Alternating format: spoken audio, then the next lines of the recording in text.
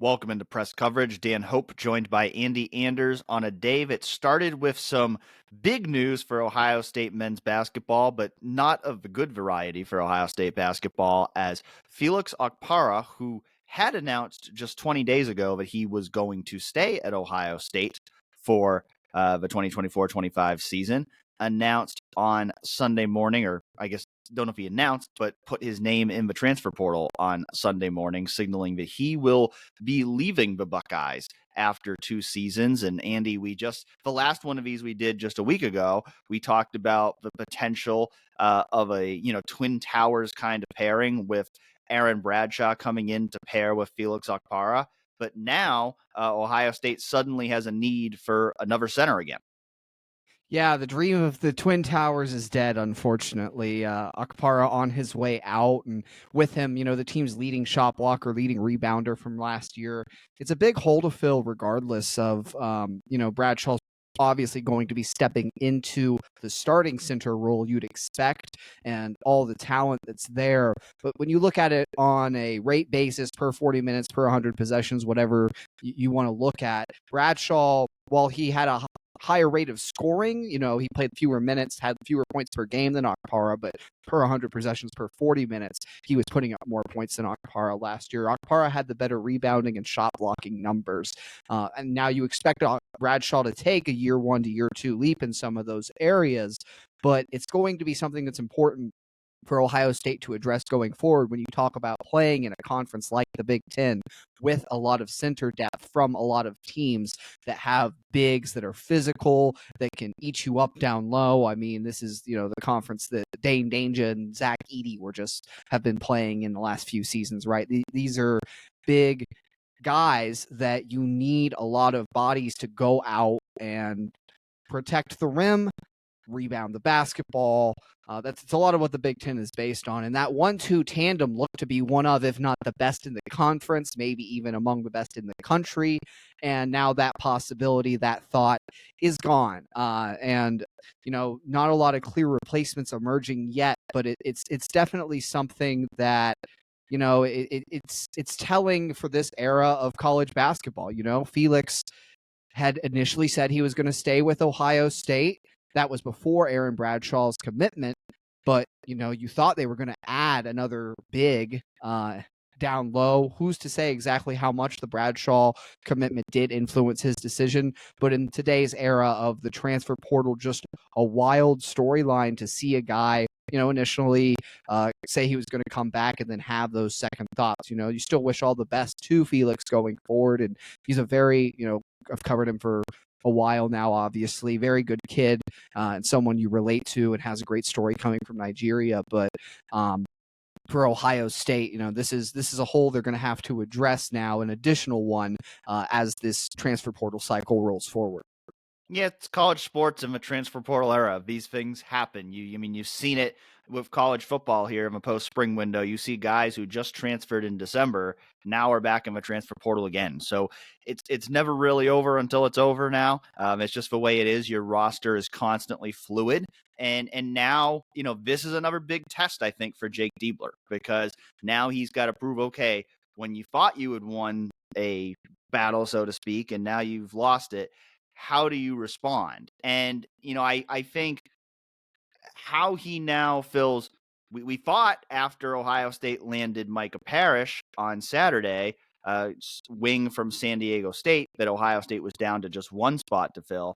Now Ohio State has 2 spots to fill. And these are 2 important spots because we talked about it when Ohio State promoted Jake Diebler. One of the pros of that move was supposed to be roster retention.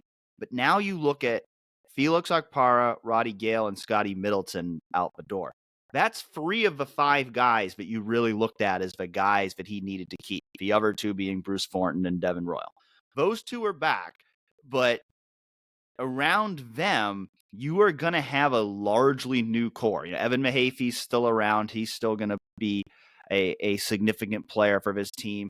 Tayson Chapman stuck around. He'll be a key backup in that backcourt behind Bruce Thornton and Michi Johnson. But a lot of this core now is going to be built on transfers, and Ohio State still needs now 2 more transfers who can come in and contribute this season. Absolutely, and it's those two transfers are looking like they're both going to be in the front court. Indications are from the Ohio State side that they're happy with where they're at guard right now. Clearly, they like where Tayson's progressing. I don't think that would be the indication if that wasn't the case. And Tayson is still the highest rated recruit from that freshman class this year, and obviously has a lot of talent. I think you just want to see him produce, obviously. And Junie Mobley coming in as a freshman is someone they're very high on as well. But Micah Parrish, we didn't do an episode of press coverage after his addition, but he's a guy they really like to contribute in some of those guard areas. He did a lot of good things passing for San Diego State last year, was one of their best in terms of assist gathering, can handle the ball on the wing, and give you some shooting as well. 35% shooter. His first 3 seasons, he was all right around that 35% mark. Took a dip down to about 31% from 3 this year, but Ohio State will hope he can return to form.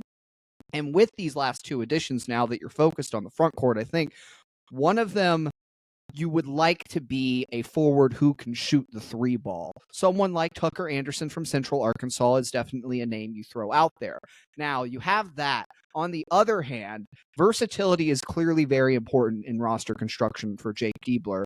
And when you look holistically, Trey Townsend is, I think, a talent that might be too good to pass up on, from my perspective, at least, when you look at everything he did for Oakland the last 4 years.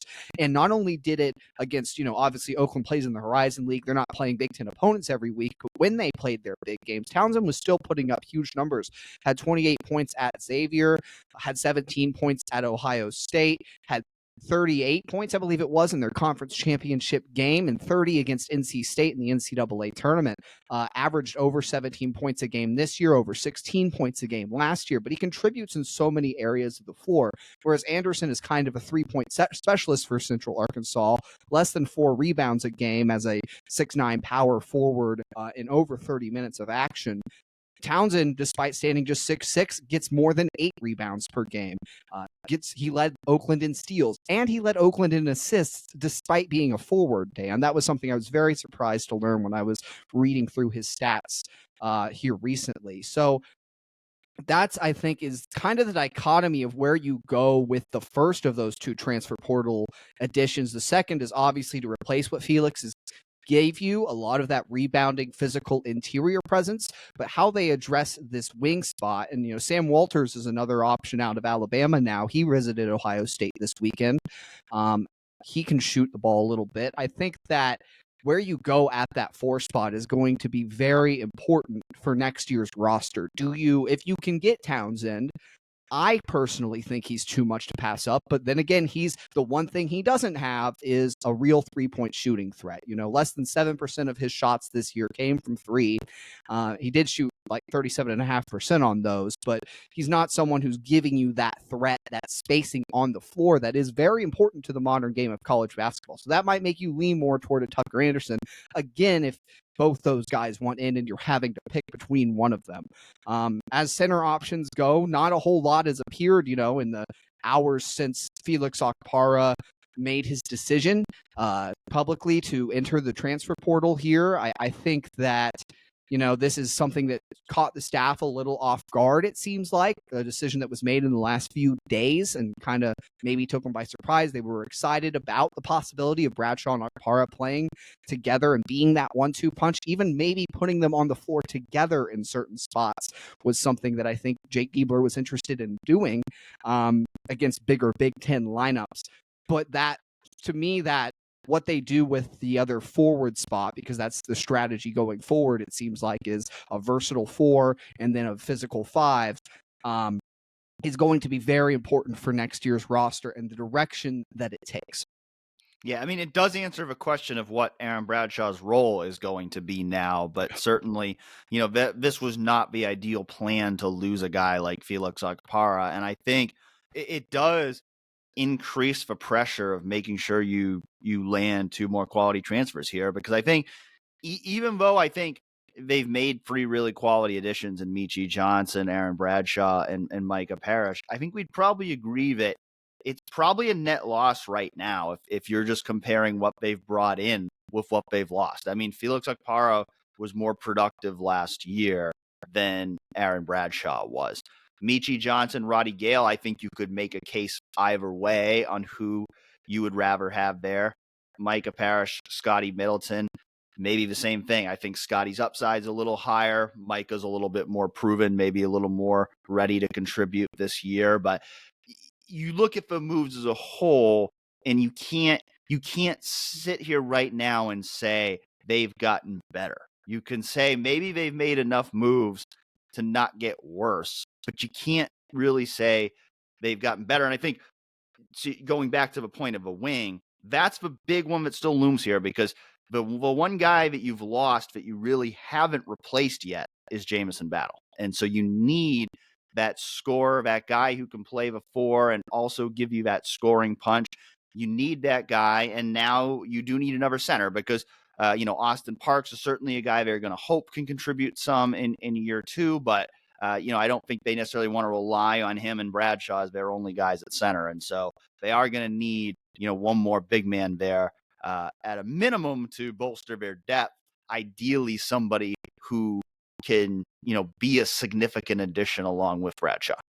Yeah, and I'm just excited to see exactly who it ends up being, because it seems to be pretty wide open, and a lot of the top centers in the portal have already either kind of cut down their list of schools or committed other places. A guy like Great Osabor is a guy that Ohio State was in contact with, but it seems like the search is kind of narrowed for him and excluded Ohio State in a lot of ways. Maybe they can try and kick that door back open. You look around the country, a guy like Clifford Omoruyi is someone who has seemed to, again, parse down his list of schools. So the next few days will be telling, just to see who they can actually just emerge as a target for, get back in contact with maybe, and try to cultivate some relationships and build something there at that center spot. They have options on the wing. I think three, really, when you talk about, again, Anderson, Townsend, and Walters, who just a little more specific on him, he shot 39% from three this past year in 37 games, and for Alabama, and was taking 2.7 per game despite only playing 12 minutes. So if you're talking, again, about the floor spacing, that's someone who can clearly give you that. Still needs to prove his game out in other areas. But I think that's, again, the debate, is if you have to choose between Townsend and either Anderson or Walters, or maybe they do bring in both and decide to play smaller lineups with more versatile guys. That could be an option too, I guess.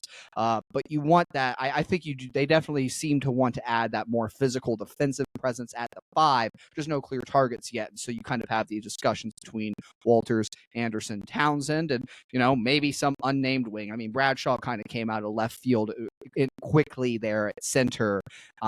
In some ways, when you talk about these transfer portal ads, that's just the wacky nature of the season, right? And I think this Felix Okpara portal entry is proof of that, as we said. Well, we'll see how things continue to unfold from here. We will continue to cover it all over at 11warriors.com. Thanks for joining us for another episode of Press Coverage, and we'll catch you next time.